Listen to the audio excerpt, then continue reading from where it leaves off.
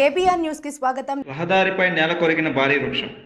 గత 5 రోజులుగా కురుస్తున్న వర్షాలకు నియోజకవర్గంలో పలు చోట్ల చెట్లు నేల కొరిగాయి.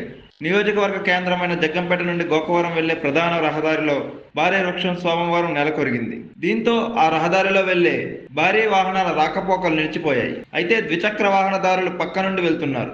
అలాగే ఎంప్లాయీస్ కాలనీ మీదుగా దారి మళ్లించారు. బస్సులు, భారీ వాహనాలు వెళ్లేందుకు జగ్గంపేట సీఏ లక్ష్మణరావు ఆధ్వర్యంలో పోలీసులు, అగ్నిమాపక సిబ్బంది చెట్టును తొలగించే ప్రయత్నం చేస్తున్నారు.